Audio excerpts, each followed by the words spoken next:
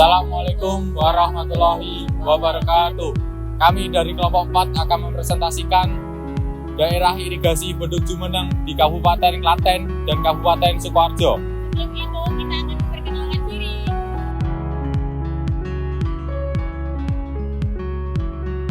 Halo, perkenalkan, saya Audis Mansuardaningsih, NIM A01220067. Perkenalkan, nama saya Muhammad Arkan Al-Ghozi dengan NIM A01222080. Perkenalkan, saya Sagita Praningrum dengan NIM A01220093. Perkenalkan, saya Refki Khairul Safitri, NIM A01222096.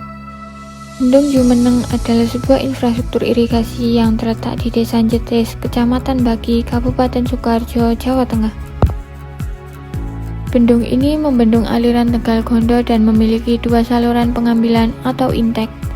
Intek kiri mengalirkan air ke wilayah Kabupaten Sukoharjo dan intek kanan mengalirkan air ke wilayah Kabupaten Klaten.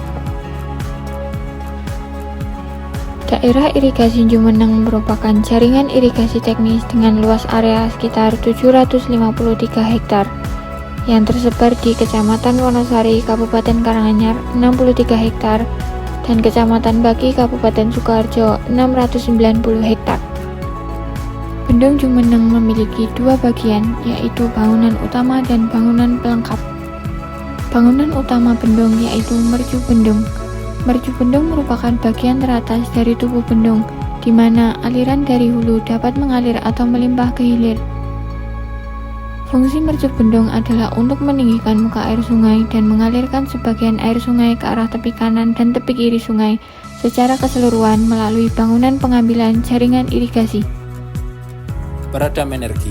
Peredam energi adalah bangunan yang terdiri dari berbagai tipe dan bentuk yang berfungsi untuk meredam energi akibat pembendungan air.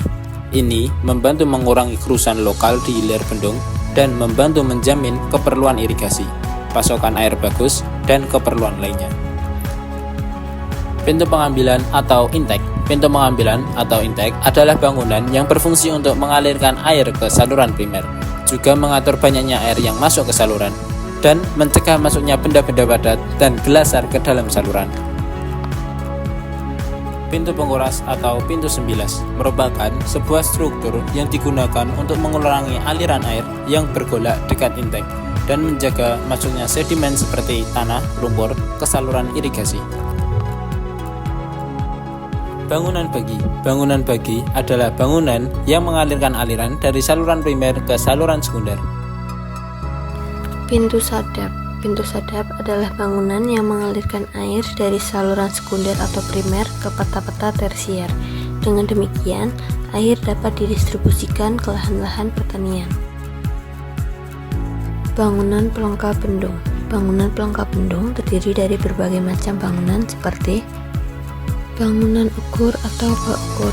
Bangunan ukur atau bak ukur merupakan bangunan yang dibuat untuk mengatur debit pada saluran irigasi persatuan waktu meter kubik per detik atau liter per detik. Terjunan. Terjunan merupakan bangunan yang dibuat untuk menurunkan ketinggian saluran dengan topografi setempat, hingga kecepatan air tidak menyebabkan erosi pada dasar saluran. Talang.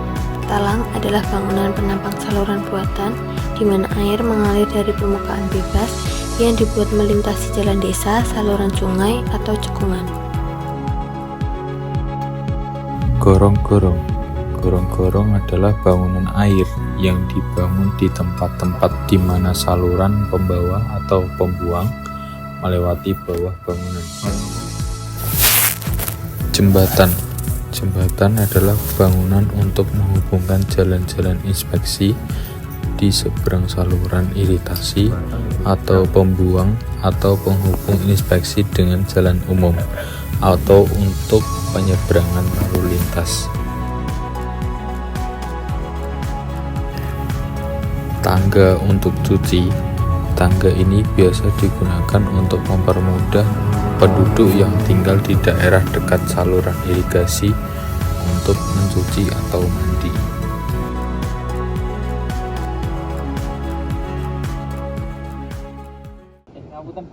Bapak sinten?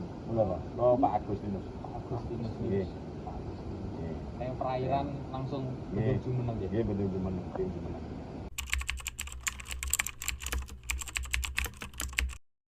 Kebanyakan Pak Palawija. Palawija. Nah, ini masuk MT1. Nanti kalau bulan Juni apa itu MT2. Masa kering, Masa kering, masa masa Palawija. Nah, sebenarnya masa MT1 ini mulainya dari November. dari November. Iya. Dari November sampai Nah, bulan tiga bulannya 3 musim bulan hujan. musim hujan. Nah, engko terus MT2 masa tanam 2 sudah permulaan musim kemarau Mas. Nggih, kemarau. Nah, menjelang April mungkin sampai Oktober. Oh, sampai Oktober Bapak. Iya toh, permulaan musim kan April sampai Oktober ini musim kemarau. Ini Iya. prediksi dulu. Oke. Nah, sekarang ya wis halaman sudah Ini beda. Wis itu pasti Mas, Oktober tekan April itu musim penghujan. Nanti tadi, mungkin menjelang Oktober akhir, nah kebanyakan kayak dulu banjir air bah gede mesti posisi bulan Februari. Pasti gede. Pasti. Nah, banjir limpah gede itu di bulan Februari ke Maret.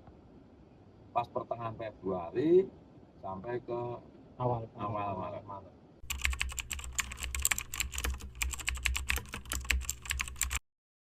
Ya mungkin Mas, keluarnya petani mungkin salurannya kalau semua dibebankan ke dinas PSDA kan tidak bisa langsung kan. Tetap kita ajukan anggaran itu mungkin tahun ini kita mengajukan datangnya besok tahun ke depan. Nah itu minta ya membahulah petani sama-sama ngerawat kalau ada usulan pengeruan ya mohon dibantu dari kelurahan atau apa gitu, Pengerukan sampah-sampah.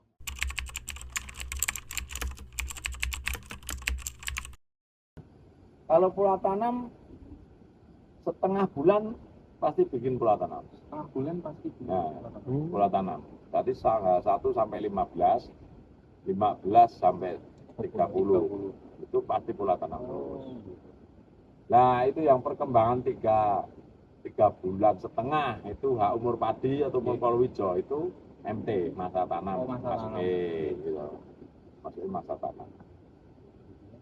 Kalau musim hujan nanti padi, kalau musim kemarau Nanti diarahkan kalau kita bisa mencukupi kerjasama sama petani. Kalau MT2, MT3 nanti kita kejar air bisa mencukupi, silahkan. Nanti dibantu petani yang tidak cukup waktu kasih diesel masing-masing. Makanya sekarang program sipil lah Mas, sipil mana-mana.